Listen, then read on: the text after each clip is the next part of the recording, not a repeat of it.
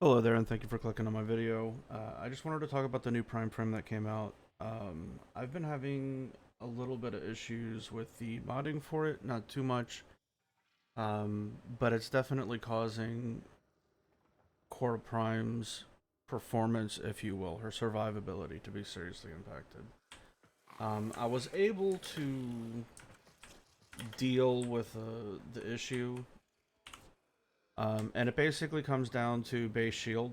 Uh, an unranked khora has 100 base shield, and when she hits level 30, it's obviously you get a multiplier and it brings her up to 300. It's the plus 200%, but if you notice, with the new frame, her shield is 125. Uh, Now, normally this would be a good thing, but in higher level content, shield gating is a thing, and it's basically how you have to survive, along with like rolling guard. It's very, very, very hard to straight up face tank uh, in the couple of thousands. Obviously, that is much, much more late game than the average player does. And I was able to mod for a workaround, but if you notice, our issue is that the shield with the decaying key on. So we've got the decaying dragon key. The shield is at kind of an odd spot. And how I was able to fix it is I was able to use a rank 4 blind rage. If you use a rank 3, it's too low, and anything higher starts heavily impacting your efficiency. And this still allows you, with 2 auger mods on a pistol, because the auger set has has 6 mods, right, to complete the set. You have reach, you have message, and you have 2 more pistol mods, pact and seeker. Since I'm using this as a primer, seeker just allows me to do lazier transitions. And damage, well, it's a primer, so I'm not really mad at the 90. I am using heat, so it's going to help buff it a little bit. Um, but it's a primer, so I can afford to use a mod slot, especially when there's like forced procs on this that I'm relying on to get the status number of statuses up. But that brings us to 4, so 160% energy spent on abilities is converted to shields. You also have 2 other ones, shield capacity and secrets. Now, it would make sense for secrets to be here. But the issue is with the 200%, so then her decaying dragon keyed reduced shields is 94. So the number that we're looking for is 184. And as you can see with the 200% and the aura, it brings us to 181. So we're actually short by 1. And that's with 5. And the only other option that we have is something that gives us shields. So obviously not ideal. And the workaround that I found was trying a bunch of blind rages. And the lowest one with brief respite and 4 auger reaches, the lowest rank blind rage that I can equip is a rank 4, to where I still get the magic number. So 94. So we're looking for 188. And we're 2 over. So I get the full shield gate for overs, which is very important because of the cast time and the travel time on the whip. Um, Khora has several different play styles. Most of you know this if you're excited about her prime. You have the camp build. This is particularly popular if you're running like a Spectre camp. And you would need something close to this. Obviously, you're not relying on like face tanking enemies. You have specters doing damage, or maybe the khora just needs to stand there, and you'll have some damage dealer like a Saren that hyper scales, killing everything, and you just need the Necros to be able to get everything pulled into the AoE range, and to stack with Necros. So you're not doing much. You're just standing there. The equilibrium combined with we're using the synth set on the Panzer. Also, I'll show you in a second. To get a ton of energy back from equilibrium. So even though the duration isn't super long, um, the ability to regen more energy and keep the range up. Because if I wanted to go too much longer, obviously I could do was it Constitution? Yeah, here we go. 28 ability duration, but once I get over that, I'm going to be forced to go narrow-minded to get the ability duration up, which would drop down my range significantly. Obviously, I could min-max it with other narrow-minded mods and like partially ranked to, tune it more. But I just want something I can grab and run with. This would allow me to run like a Spectre Camp, Arcane Energize, obviously, whatever the highest rank you can do, and you actually end up with a flex slot for Arcanes. You could use the new. Yeah, Multificiency. I need to go farm this. To get that duration up more. You could also run like an AoE heal.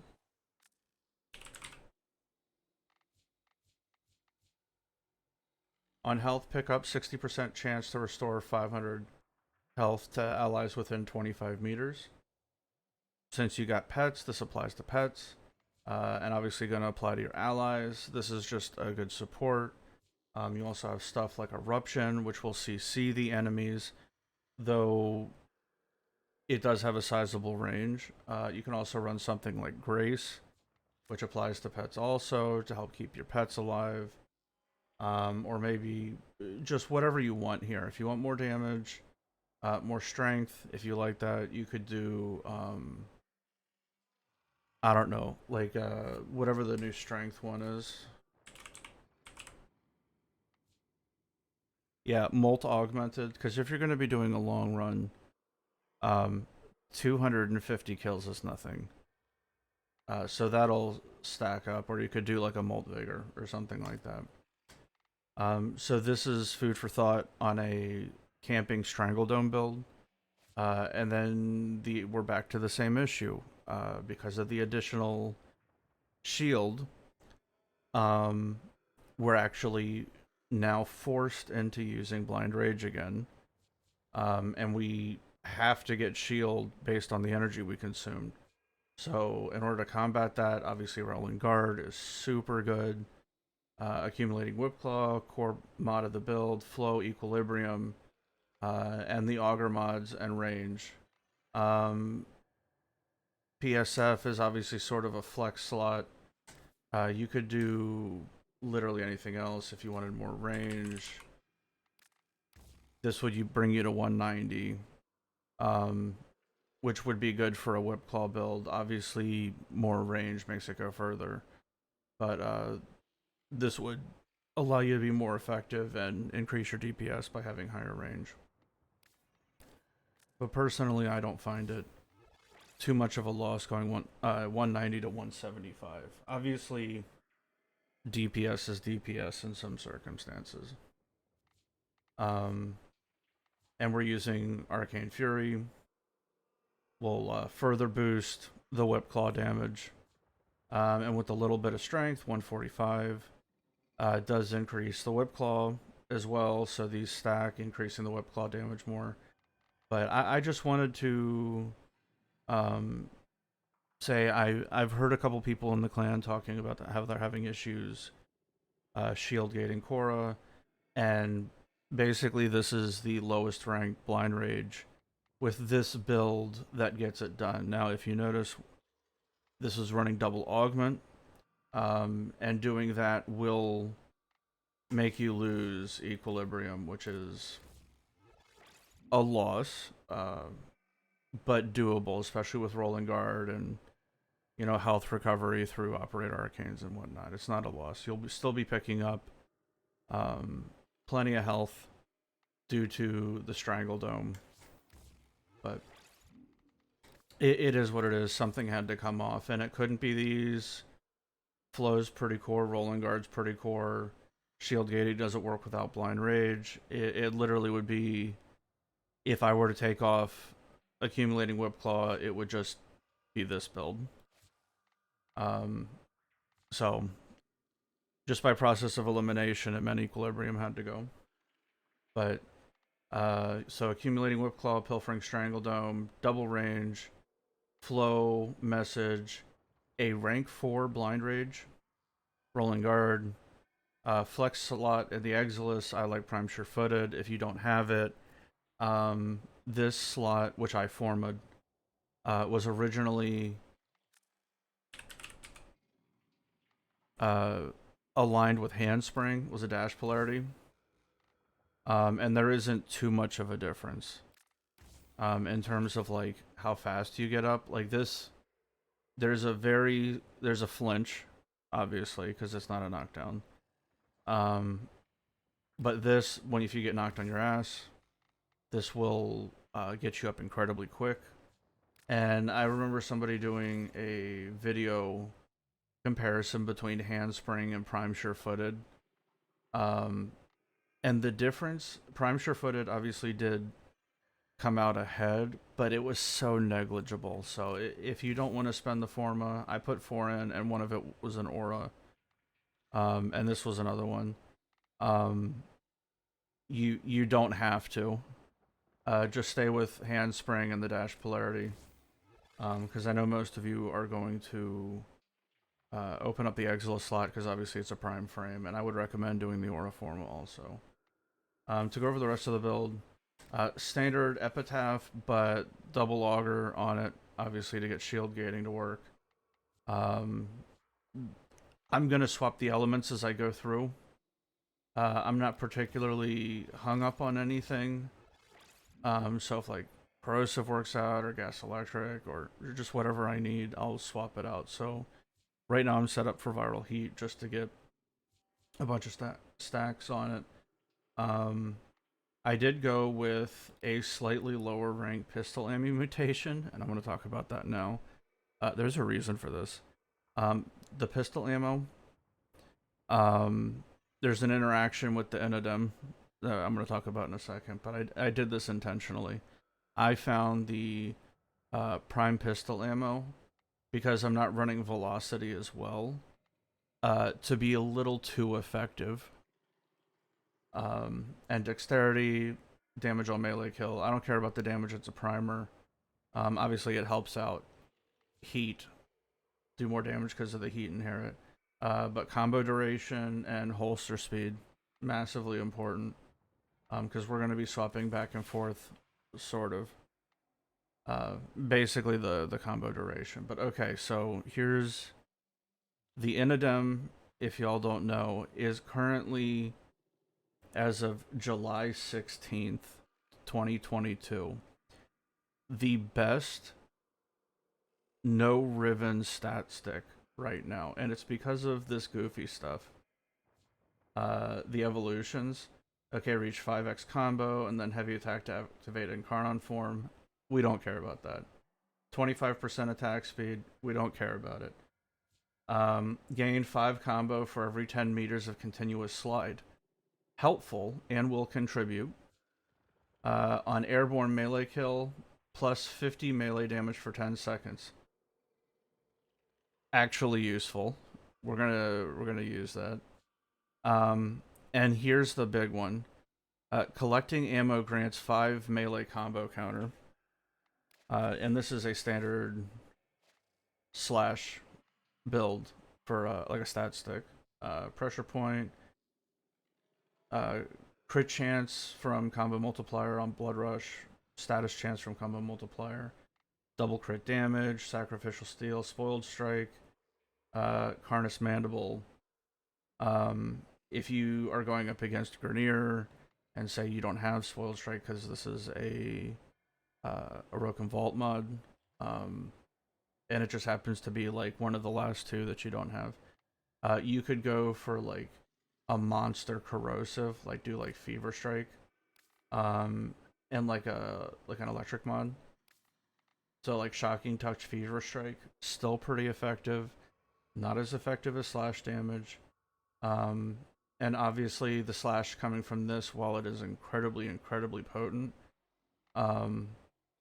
is not as potent as something that can use faction mods. Because it doesn't apply to the Whip Claw. So don't worry about what this says. The base... Here we go. So it's impact puncture slash even, 435 for each. And it's got the multiplier. Goes up to 350%. Each kill is 10%. So obviously keep in mind when you're playing this, the build style does change a little bit because the shield is slightly higher enough that it actually matters. You are not going to be able to spam the Q as much as you used to. There's no way around it. The shield going up is a slight nerf, because in order to shield gate, which is the way you keep Khora alive at higher level content, and basically relying on shield gate and rolling guard, and, you know, Jesus take the wheel when there's a bunch of toxin stuff, like toxin clouds everywhere, you're not going to be able to do that as effectively. But anyway, let's see how this interacts. Okay, so we have these guys. Oh, okay, first. So 94. Double this, which gives a shield gate, is 188. So 190. There you go. Shield gate on cast.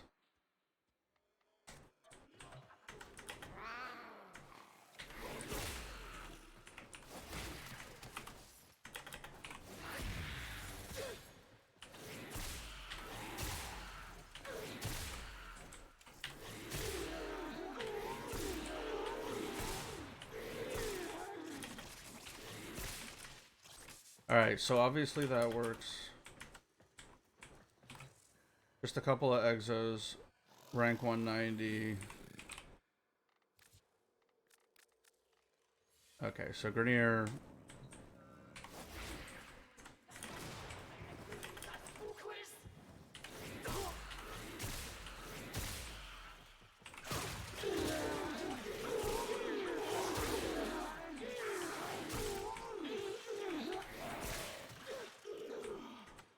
Alright, so the damage is okay. 400k slash, that's nothing to sneeze at.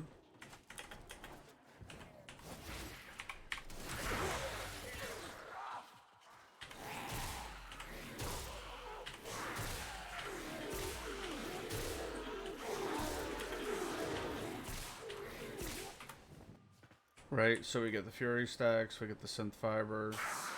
Our combo stacks are going up.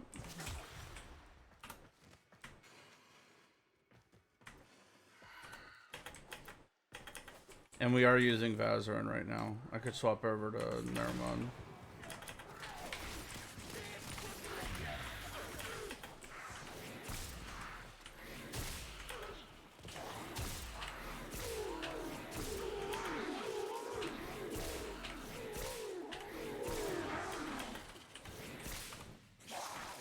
Right, decently effective. Still a little bit of the old Khora in there. You are just missing...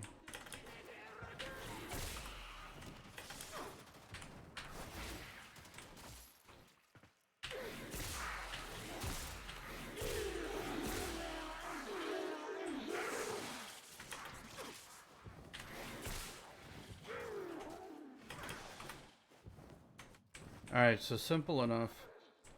But the big deal is... Right.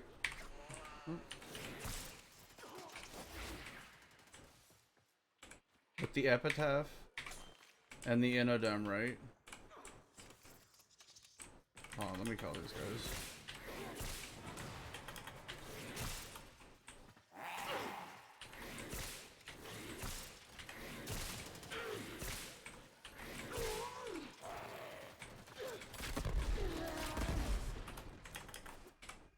So the deal is with the Innodem and using it to keep your combo up is as you're shooting, you're obviously going to be picking up ammo.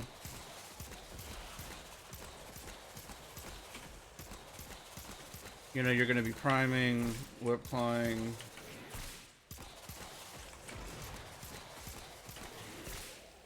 And if you'll notice the buffs in the top right, Gladiator, Blood Rush, and Weeping showed up.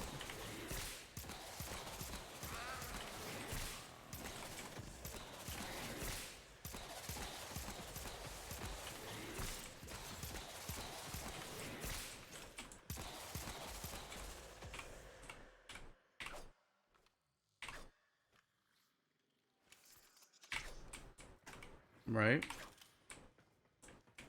So you pick up ammo, you got 2x.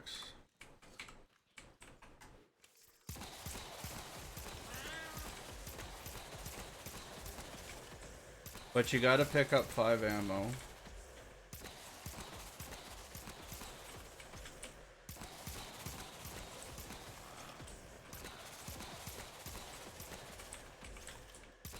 So every time you go down 5 on the epitaph, because there's no reload, it's really potent with this, as opposed to, say...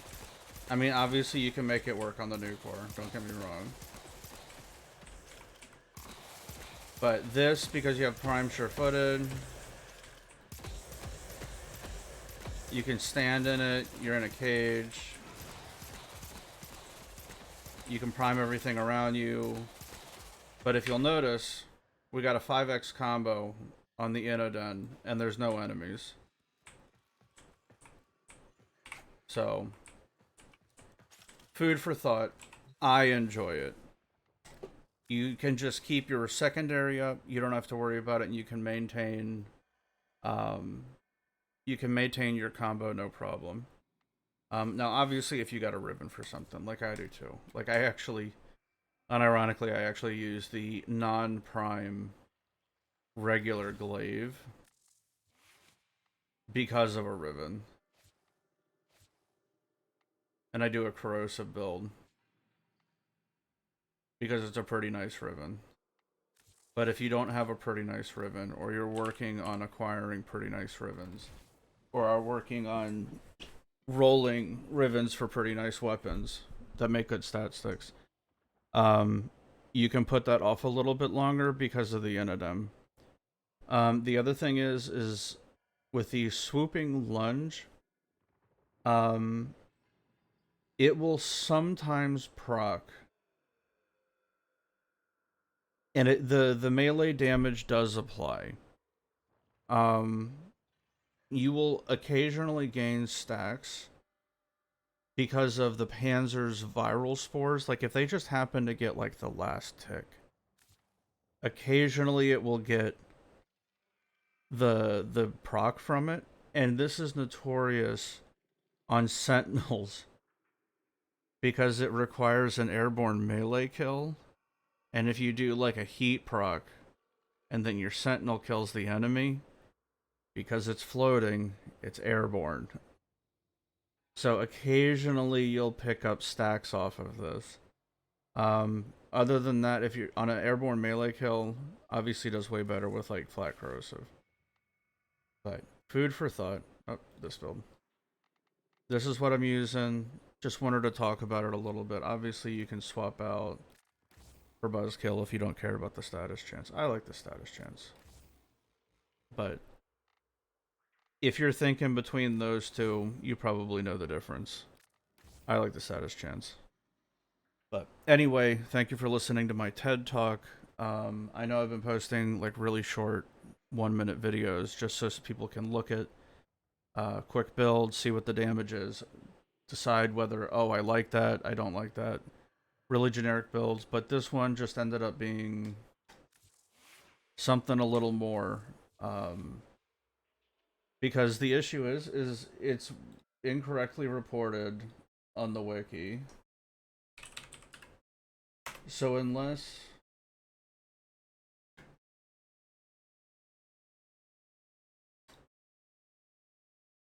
right, so 100 at 300 at rank 30 for a prime, base shields of 100. But we showed earlier they buffed it, and it means having to adjust your build. But other than that, not quite as spammy. I think they were doing it on purpose to make you deal with the shield gating so you couldn't get it with 3 mods. Because my other core build, just for running around the star chart, was this, and I was able to shield gate. But yeah, it's a new world. Anyway, take it easy, guys.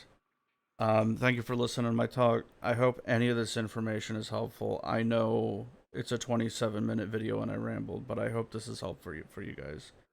Take it easy.